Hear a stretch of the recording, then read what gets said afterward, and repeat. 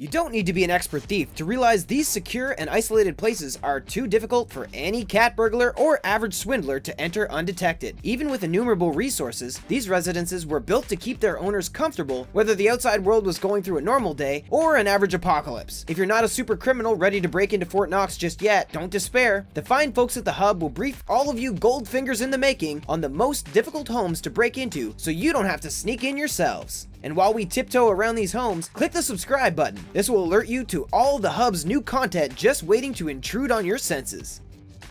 Tribeca Panic Room. Since you can't build a moat around an apartment in New York City, oftentimes well-off homeowners in Manhattan will build a secure and reinforced mini hideaway. These chambers used to be referred to as safe rooms before the 2002 film Panic Room popularized its current name. The screenwriter, David Koepp, admitted he changed the name because Panic Room seemed more eye-catching. Thanks to him, that name's inspired creative hideaways for wealthy and paranoid people in cities all over the world. This includes one special room belonging to Alan Wilzig in the Manhattan neighborhood of Tribeca. With a massive townhouse in an exclusive part of town, the Wilzig family naturally has all the security amenities that people of their means would want. Household-wide alarms, motion detectors, and cameras. But the crown jewel is the master bedroom. Many panic rooms are structurally reinforced with concrete or cinder blocks, then covered up in drywall to mask it. This expansive bedroom has ultra-thin bulletproof glass and walls lined in interlaced Kevlar and steel. The entranceway easily swings open and closed like any normal door. Only don't catch your fingers in it because this one weighs around 1,500 pounds. The room alone costs upwards of $150,000. Beat that, Jodie Foster. The world's safest house. Nestled quietly in the California suburbs near the UC Berkeley is an oddly shaped house that, compared to the rest of the area, is pretty hard to miss. It's not really the type of architectural choice you'd make if you wanted to pass by unnoticed. Known as the world's safest house, the design was inspired by tardigrades, a durable microscopic water bug that can survive in extreme environments. With a grayish stucco texture, the exterior's ridge shape is filled with tubing that heats the inside of the house, while the outside remains fireproof. Invulnerable to passing brush fire, a giant flap over the entrance steers rain and wind away from the circular, crack-resistant windows. The bendable stucco light structure is enforced with cables, protecting it from earthquakes. Zai House was designed by owner Eugene Choi on top of Hayward Fault as if he was daring nature to break the house in half. But thanks to the unconventional and unbreakable design, no natural disaster or superpowered man could tear down this entirely self-sustainable residence. You need a team of looters with a lot of manpower and knowledge of recyclable housing materials to actually break into this place. We are very excited to announce the Premium Network. The Premium gets you early access to videos from The Richest, Screen Rant, The Taco, The Sportster, The Things, and many other great channels. Literally thousands of videos in one place with ad-free browsing. Check out the Premium by clicking this link. Sign up for free and start binge watching videos from your favorite channels. Trident Lakes.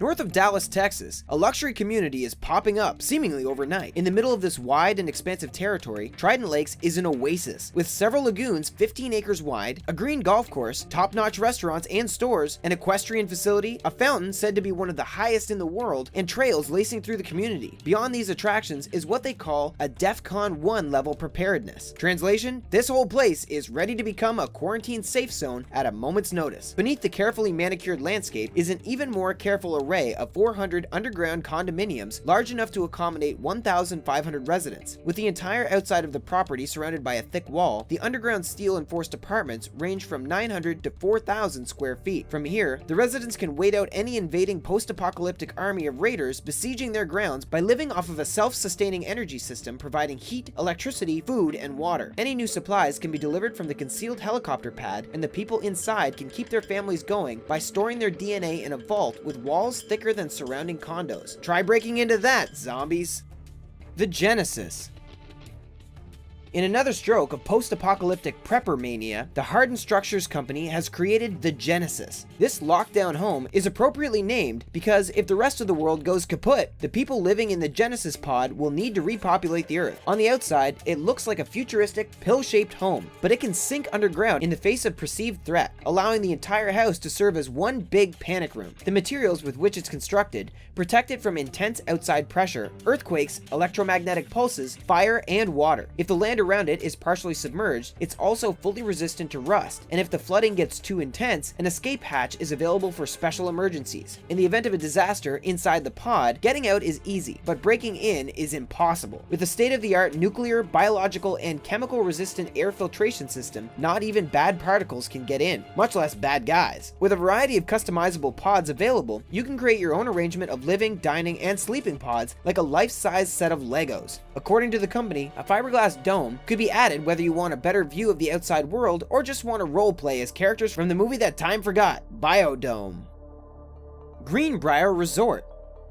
In the hills of West Virginia lies the exclusive Greenbrier Resort, which has played host to presidents and kings, captains of industry, and barons of progress. But beneath this property, on the Blue Ridge Mountains, lies a secret so exclusive not even key resort staff members knew it. On the other side of the Greenbrier's ornately decorated walls lies 3 feet of solid concrete and a vacuum-sealed space the size of a department store. Inside this mall-shaped warehouse isn't some special off-the-rack assortment clothing. Instead, there are living quarters, massive food storage compartments, anti-nuclear air filtration, and a large meeting area fit for hundreds of people and rigged with recording equipment. When the ground was first broken on the outskirts of White Sulphur Springs, West Virginia, the locals were told that this was going to be a new conference center, and for the most part, that was true, except this center was designated to serve conferences of the United States Congress as their new Capitol building. In the event the Cold War with Russia went nuclear, this place was fitted with bunks for sitting members and remained secret from 1958 to 1992. Even most of the Senate, House of Representatives, and the executive and judicial branches would have been kept in the dark until the last possible moment.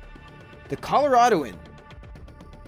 Colorado is known for its rough and tumble past in the history of the American West, so it's only appropriate that this home reserved would be called the Coloradoan. Unlike other places we mentioned, the Coloradoan's fire-resistant walls are coupled with double fire-resistant vents, making it extra safe from forest fires or the like. In fact, it can withstand up to 1,177 degrees of Fahrenheit thanks to its heavily insulated concrete exterior. The design of the structure is organized around a central skylight which can diffuse natural light to illuminate most of the living space. The minimal window coverage also means there's less entry points for the intruders, so if you're planning on breaking into this type of house, know that your options are limited. But if you're a nice neighbor and happen to be invited inside, you'd see a playroom and theater space ensuring that residents can enjoy some downtime while on lockdown. Beyond the perks, a more secure area includes a library and additional supplies to rebuild portions of the house following a particularly devastating disaster. With an underground space designated for a composter and water supply, residents would have enough food and drink to outlast any intruders who may try to break in from the outside. Vivos Europa 1.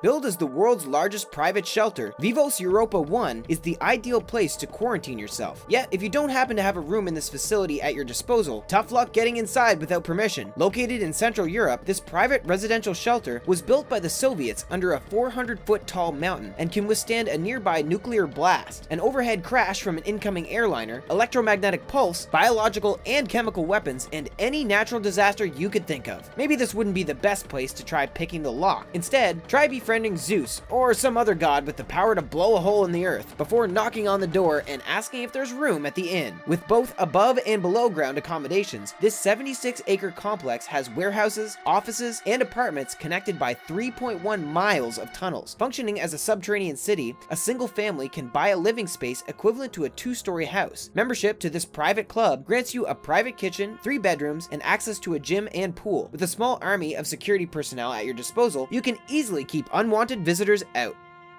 Survival Condo.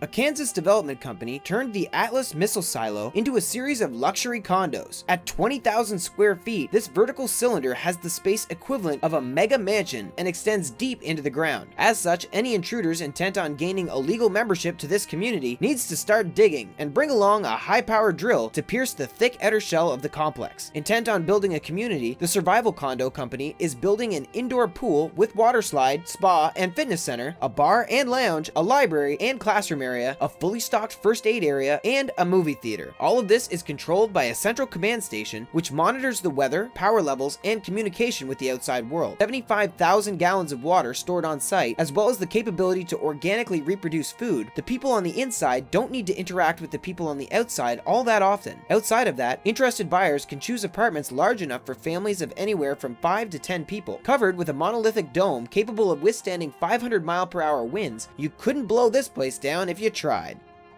Catski Pillar.